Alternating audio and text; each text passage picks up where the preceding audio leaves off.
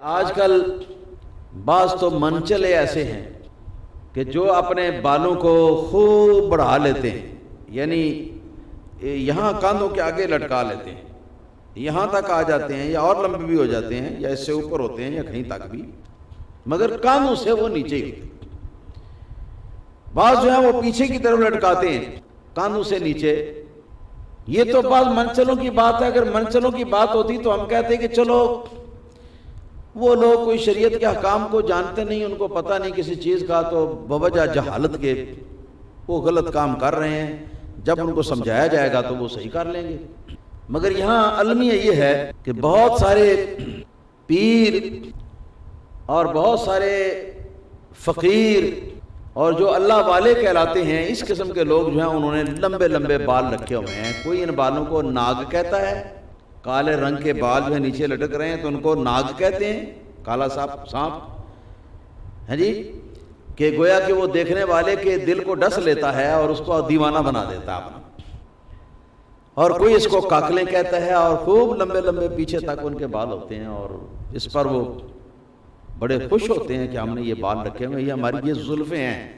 پوچھو تو کہتے ہیں جی زلفیں رسول اللہ صلی اللہ علیہ وسلم کی سنت نہیں ہے، آگے سے یہ کہتے ہیں۔ تو ان کے اس کہنے کا جواب تو یہ ہے کہ بچوں یہ زلفیں جو ہیں وہ تو رسول اللہ صلی اللہ تعالی علیہ وسلم کی سنت ضرور ہیں، مگر نبی کریم صلی اللہ علیہ وسلم کے بال مبارک کاندھوں کو چھو لیتے جب لمبے سے لمبے ہوتے، سب سے لمبے ہوتے تو کاندھوں کو تک پہنچ جاتے، ان کے ساتھ مس کرتے، ان کے ساتھ چھو جاتے، ان کو چوم لیتے، مگر اس سے لمبے نبی کریم صلی اللہ علیہ وسلم نے بال مبارک ہرگز نہیں رکھے۔ اور یہ شرعاً حرام بھی ہیں، صرف یہی نہیں کہ خلاف سنت ہے، بلکہ شرعاً یہ لمبے لمبے بال رکھنا یہ حرام ہے۔ اور حرام کس لیے ہیں؟ اس لیے کہ نبی کریم صلی اللہ تعالی علیہ وآلہ وسلم نے لمبے بال جو ہیں وہ مخصوص کیے ہیں عورتوں کے لیے۔ کاندھے سے لمبے بال یہ عورتوں کے لیے ٹھہرائے ہیں، اور کاندھے تک جو ہیں یہ مردوں کے لیے اجازت۔ اور نبی کریم صلی اللہ تعالی علیہ وسلم نے ارشاد فرمایا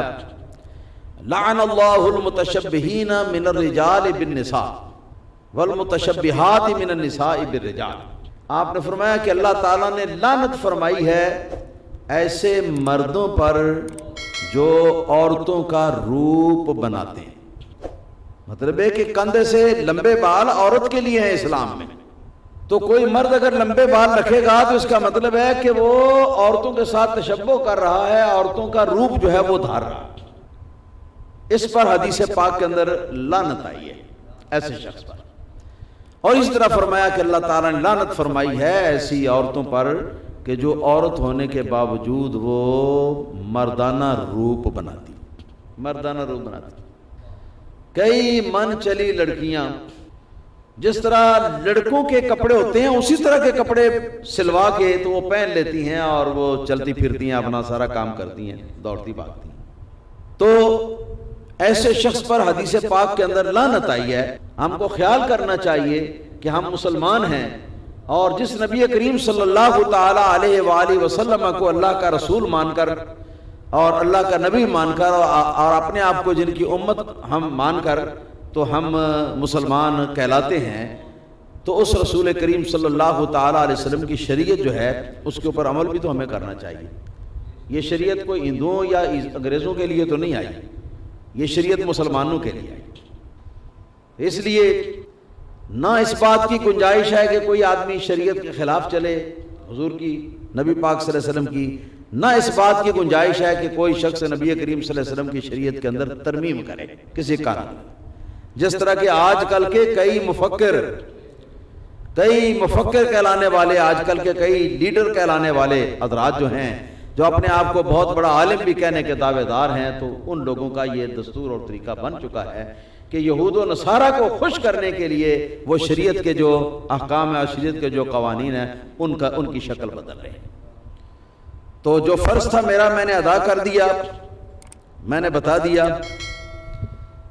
اب بالوں کا مسئلہ جو ہے یہ، اس کے بارے میں آخری بات جو ہے میری یہ ہے کہ آج کل بہت دفعہ ایسا دیکھا جاتا ہے کہ مردوں کے بال جو ہیں وہ تو کمر پر لٹک رہے ہوتے ہیں کاندھوں سے نیچے، ہاں جی، اور بہت ساری عورتیں جو ہیں وہ ایسی نظر آتی ہیں کہ جن کے بال جو ہیں وہ کاندھوں سے اوپر ہوتے ہیں۔ اسی کو کہتے ہیں خرد کا نام رکھ دیا جنوں، اور جنوں کا خرد، جو چاہے آپ کا حسن کرشمہ ساز کرے۔ خرد کا خرد عقل کو کہتے ہیں، جنون دیوانگی کو کہتے ہیں، یعنی جو عقل تھی اس کا نام دیوانگی رکھ دیا، اور جو دیوانگی تھی اس کا نام عقل رکھ دیا۔ تو یعنی جو بال جہاں تک مردوں کے ہونے چاہیے تھے وہاں تک اب عورتیں کروا رہی ہیں، اور جہاں تک عورتوں کے ہونے چاہیے وہاں تک کئی من چلے مرد جو ہیں وہ رکھ رہے ہیں۔ سو یہی ہے مردوں کا، بعض مردوں کا عورتوں کے روپ کو دھارنا، اور اسی طرح بعض عورتوں کا مردوں کے روپ کو دھارنا، اور اسی پر نبی کریم صلی اللہ علیہ وسلم نے لعنت فرمائی ہے۔ اور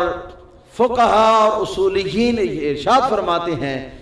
کہ جس فعل کے کرنے والے پر نبی کریم صلی اللہ تعالی علیہ وسلم نے لعنت فرمائی ہو تو وہ فعل جو ہے وہ کبیرہ گناہ ہوتا ہے۔